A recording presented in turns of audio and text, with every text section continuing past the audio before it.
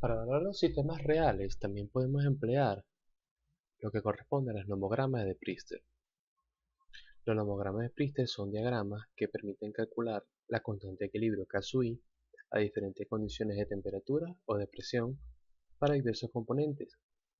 La limitante es que estos diagramas están hechos solo para ciertos componentes seleccionados y bajo un cierto rango de temperatura y de presión, pero permite tener resultados reales a diferentes condiciones mediante un método gráfico. Ahora bien, para emplear un nomograma de Priester primero podemos definir las condiciones de burbuja, rocío y vaporización instantánea, pero esta vez enfocándonos en la constante de equilibrio. Por ejemplo, para el cálculo del punto de burbuja y rocío. Para calcular las condiciones de burbuja y rocío empleando el nomograma de Priester, nos basamos en la definición de la constante de equilibrio. La constante de equilibrio se define como K sub i y es igual a la composición de vapor entre la composición de líquido de cada componente. Quiere decir que cada componente posee una K sub i. Si tenemos tres componentes, los identificaríamos como K1, K2 y K3. Para el caso del punto de burbuja, la temperatura o la presión son conocidas y también se conoce la composición de la fase líquida. Si nos encontramos en un punto de burbuja, existe una pequeña burbuja en la cual la sumatoria de las composiciones de la fase gaseosa debe ser igual a 1. Si esto es cierto, de la ecuación anterior de K sub i podemos despejar Y sub i. Si sacamos la función de la sumatoria de las Y sub i es igual a 1, nos queda que la sumatoria de las X sub i por X sub i es igual a 1. Esta ecuación se cumple para el cálculo de temperatura de burbuja y presión de burbuja. Para el caso del punto de rocío, también empleamos la ecuación de la constante de equilibrio, pero esta vez es conocida la temperatura o la presión y es conocida la composición de las bases de vapor. En el caso de el punto de rocío, existe una pequeña gota. Esa pequeña gota en su suma de composiciones debe ser igual a 1, por lo que si despejamos de la ecuación de la constante de equilibrio X sub i y sacamos que la sumatoria de las X sub i es igual a 1, tenemos que se quedaría como definición que Y sub i entre X sub i, la suma de cada uno de los términos debe ser igual a 1. Una expresión similar se puede desarrollar para el caso de vaporización instantánea, en el cual la vaporización instantánea puede definirse en función a las composiciones de líquido o de vapor, dependiendo de cualquiera que queramos calcular. Para el caso de la vaporización instantánea, la composición de vapor Y sub i es igual a la constante de equilibrio K sub i por la composición global Z sub i entre 1 más la fracción vaporizada beta que multiplica a la constante de equilibrio K sub i menos 1. Ahora, en caso de que queramos calcular la composición de la fase líquida, esto sería igual a Z sub i entre 1 más beta K sub i menos 1, donde beta es una relación de vapor entre la cantidad de alimentación, expresadas estas en flujos. Entonces, beta es igual a una relación de flujo molar de vapor entre F, que es la alimentación, que también puede escribirse como que es igual a la cantidad de vapor entre la cantidad de líquido más la cantidad de vapor. Ahora, de esta relación podemos también sacar expresiones para determinar el balance de materia. En un sistema que esté balanceado, la sumatoria de las composiciones de la fase gaseosa deben ser igual a 1, al igual que el de la fase líquida. Si desarrollamos esta expresión, pero esta vez tomando en cuenta la ecuación de Flash, tenemos que la sumatoria de K sub i por Z sub i entre 1 más beta K sub i menos 1 debe ser igual a 1, y con esto estaríamos sacando la sumatoria de las composiciones de vapor. Para el caso de las composiciones de la fase líquida, es igual a la sumatoria de z sub i entre 1 más beta k sub i menos 1. Todo eso debe dar igual a 1. En este caso recomendamos, para hacer los cálculos, que se determine individualmente cada composición. Es decir, para el cálculo de las composiciones de vapor, por ejemplo, tomemos el valor de la K de cada componente, su Z y la fracción vaporizada de toda la mezcla. Cambiaría con un segundo componente el valor de la K y el valor de Z, y así sucesivamente, para que tengamos las composiciones individuales y luego las sumemos para verificar que se cumple el balance de materia en el que la sumatoria de las composiciones debe ser igual a 1. Ahora, plantearemos un caso en que se puede llegar a emplear los nomogramas de Priester. Por ejemplo, los nomogramas de Priester se basan en el comportamiento real de sistemas de composición variable, pero en este caso estamos considerando un sistema a bajas presiones, a modo que puedan interpretarse sin tener que determinar condiciones de coeficiente de actividad. Para eso empleamos componentes prácticamente alcanos o muy parecidos a las condiciones de alcano, pero considerando que se trata de sistemas reales. Ahora, en el nomograma de Priester se tienen varias secciones. Por ejemplo, existe la sección de temperatura, que está en este caso ubicada a la derecha, la sección de presión, que en este caso está ubicada a la izquierda. Se tienen las curvas que corresponden a cada componente y los números que aparecen en la curva se refieren a los valores de las K o las constantes de equilibrio de cada componente. Por eso aquí podemos ubicar K1, K2 o K3 dependiendo del requerimiento. Este método toma como base la ley de Raoult, el cual sirve para evaluar de forma sencilla los problemas de equilibrio. Es apropiado para hidrocarburos ligeros y de moléculas simples, con fuerzas intermoleculares sencillas. Entiéndese que a pesar de que trata el sistema como real, debemos considerar que es un método gráfico y que puede tener ciertas imprecisiones. Ahora, continuemos con un ejemplo al respecto. Una mezcla que contiene 15% mol de etano, 35% mol de propano y 50% mol de N-pentano se lleva a una condición de 110 Fahrenheit a la presión P, la cual es desconocida. Si la fracción molar del líquido en el sistema es 0.40, ¿cuál es la presión en PSI y cuáles son las composiciones de la fase líquida y de vapor? En este caso, primero, tenemos que ubicar cuáles son los componentes que vamos a trabajar. Por ejemplo, vamos a trabajar con etano, propano y N-pentano, por lo que procedemos a ubicar las curvas correspondientes. Fíjense que el etano aparece con la tercera curva, el propano con la quinta y el N-pentano con la novena. Entonces, ya teniendo como referencia cuál es la curva con la que vamos a trabajar, tenemos que asumir la variable, que en este caso nos solicitan es la presión. A veces no tenemos un conocimiento de cuál es la presión a la cual se debería trabajar. Un ejemplo que se utiliza es determinar las condiciones de burbuja y de rocío, para estimar presiones que se ubiquen entre esos dos datos. Como recomendación, coloquen un valor de presión que esté cercano a la realidad. Por ejemplo, se tiene que la mezcla es gaseosa,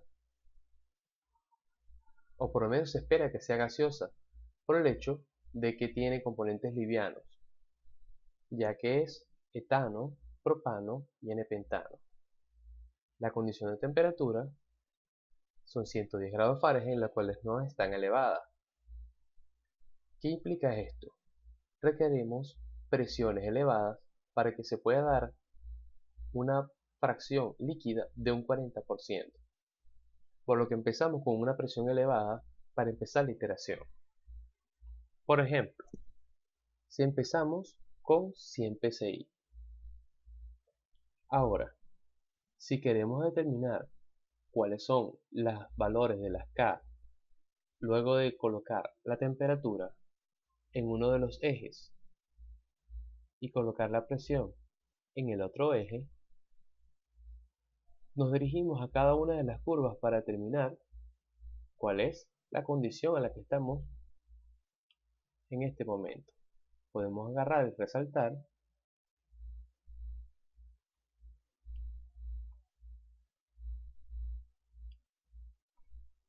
la condición en la que estamos trabajando. Obsérvese entonces en los cortes los siguientes datos. Por ejemplo, para el etano tenemos que el valor se encuentra entre 5 y 6. Tenemos que contar cuántas rayas de división hay entre 5 y 6. Por ejemplo, tenemos que hay 1, 2, 3, 4 y 5. Quiere decir que tiene 5 rayas de separación y pasa de 5 a 6. Por lo tanto, la unidad se está separando en 0.2. Quiere decir que sería 5.2, 5.4, 5.6, 5.8 y 6. Es importante saber la escala a la que se está trabajando en ese momento, por lo que podemos tomar como referencia el valor mayor menos el valor menor entre el número de divisiones que se tengan, para determinar el valor de la escala. Por ejemplo, en este caso se pudiese esperar que sea 5.2, 5.4, aproximadamente 5.6.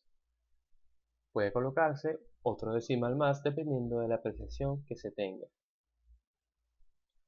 Ahora, tomemos el caso del propano. Tenemos que el valor está entre 2 y 3, pero esta vez tenemos 10 divisiones entre 2 y 3. En este caso podemos decir que la condición es 2, aquí aparece 2.1, quiere decir que aproximadamente 2.05. Ahora, para el caso del normal pentano, fíjense en lo siguiente. Tiene un punto antes del número. Eso implica que es 0.2. El número en la parte superior es 0.3. Ahora, se encuentra entre 0.2 y 0.3 y hay 10 divisiones entre ellos. Por lo tanto, cada rayita vale 0.01. Buscamos ahora el corte y tendríamos 0.21, 0.22, 0.23, 0.236 o 238, dependiendo del grado de apreciación.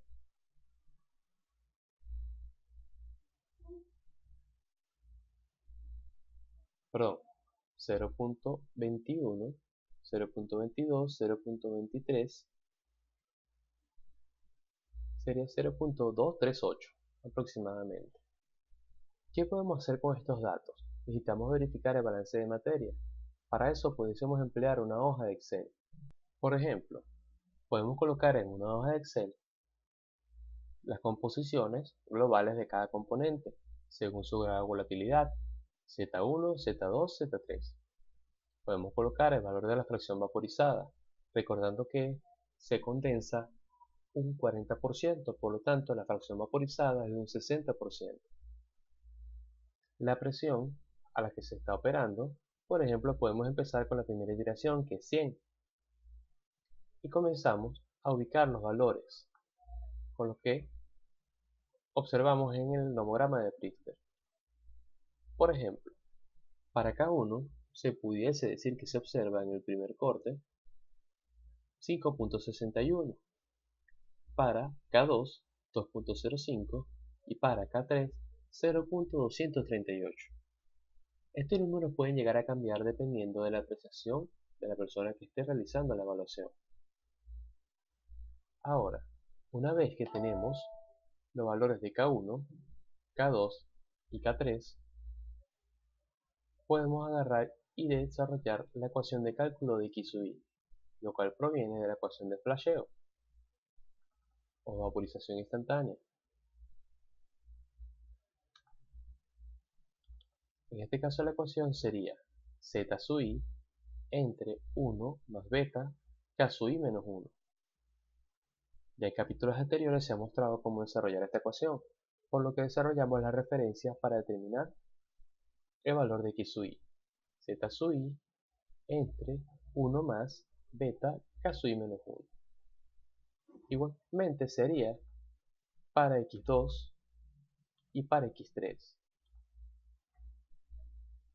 Tenemos tres composiciones, por lo tanto podemos desarrollar la sumatoria para calcular si el balance de materia es correcto.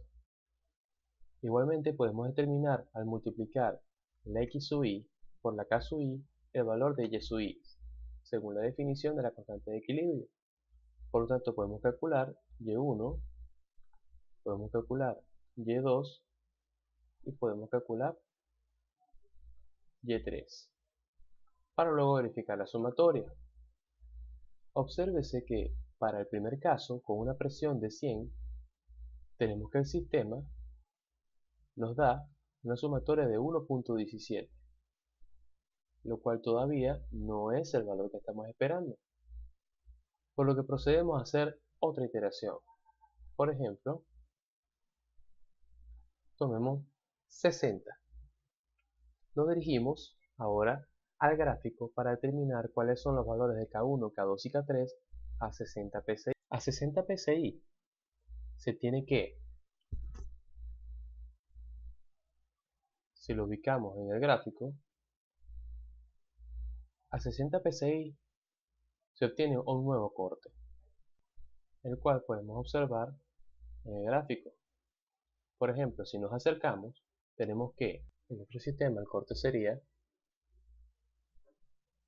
aproximadamente 8. Fíjense que entre 8 y 9 se tienen los valores.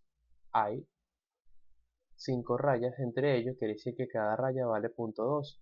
Sería 8.2, 8.4, 8.6 en el primer valor. Veamos ahora los valores correspondientes al segundo componente. Está por encima de 3, hay 10 rayas entre 3 y 4, por lo tanto al colocar sería aproximadamente 3.1. El otro valor está por encima de 0.3, por lo tanto al ubicarlo está prácticamente llegando a 0.35. Pudiese decirse que es 0.348, 0.345, eso depende del nivel de precisión. Si nos dirigimos con estos datos a la hoja de Excel,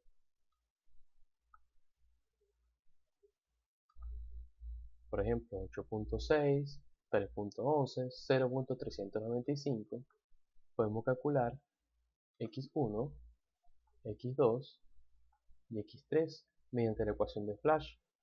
Podemos luego verificar la sumatoria de x1, y1, y2, y3 y la sumatoria de y sub i. Fíjense que acabamos de observar una tendencia. Por ejemplo, al disminuir la presión de 100 hasta 60, la composición del líquido se disminuyó. ¿Esto qué implica? El valor de la presión está ubicado entre 100 y 60. No vale la pena intentar buscar valores por debajo de 60. Y tampoco valdría la pena ubicar valores por encima de 100. Ahora, en este caso tendremos que ubicar un valor muy cercano a 60 para que se acerque al hecho de que la sumatoria de 1. Pero eso lo vamos a ir verificando a medida que hagamos las iteraciones. Por ejemplo, si tomamos 50 como el valor de referencia para que se observe cómo varía la tendencia, y luego nos dirigimos a la gráfica de manera más cercana. Obsérvese que el corte está por encima de 10. Pudiese indicarse que es un poco superior a él. Luego, el corte está entre 3.5 y 4. Si fijamos sería 3.6 como 3.7. El último valor sería aproximadamente 0.4. Si estos valores los reflejamos, en nuestra hoja de Excel tendríamos que para 50, 10.3, 3.6, en K2 y en K3 0.4. Calculamos con esto X1, X2 y X3 y fíjese que la sumatoria ha bajado. Entonces va de 0.96 a 0.94. Y la sumatoria aquí también estaría variando, pero en sentido contrario. Quiere decir que nos estamos alejando del resultado, por lo que no seguiríamos en esa tendencia. ¿Qué hacemos ahora? Tratamos de ubicar otro valor. Por ejemplo, 62. Al ubicar 62, podemos leer en el gráfico que está 8.45, 3.1 y 0.34. Al sacar los valores de X1, X2, X3, tendríamos que la sumatoria nos da 1.01. Este valor implicaría que el sistema está muy cercano a su raíz. Quiere decir que la presión es cercana a 62, por lo que buscamos un valor muy cercano a él. Por ejemplo, 61.5. Si lo ubicamos en la gráfica, 61.5, tendríamos que el valor en el primer corte sería 8.1, 8.2, 8.3, perdón, fíjense el número de escala, serían 8.2, 8.4, 8.6. Respecto a este sería 0.31 y respecto al otro término sería aproximadamente 0.345. Vamos a ver esos valores en nuestra hoja de Excel y tendríamos que 8.6, 3.11 y 0.345. Al sacar los valores de X1, X2 y X3, tenemos que la respuesta da 1.005. Ya esta es una respuesta suficientemente correcta, debido a que no tenemos un grado de apreciación mayor si intentamos colocar decimales a la condición de presión que estamos calculando. Por lo tanto, ya esta sería la respuesta final.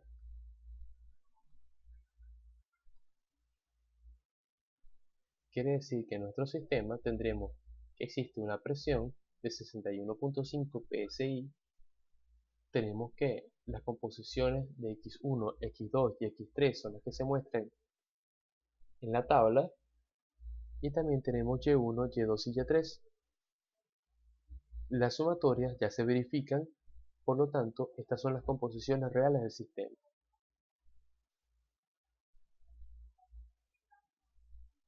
Por lo que podemos reflejar en este caso que nuestro resultado es que la presión es 61.5 y tenemos en la tabla las composiciones de líquido y de vapor de cada componente en esa separación.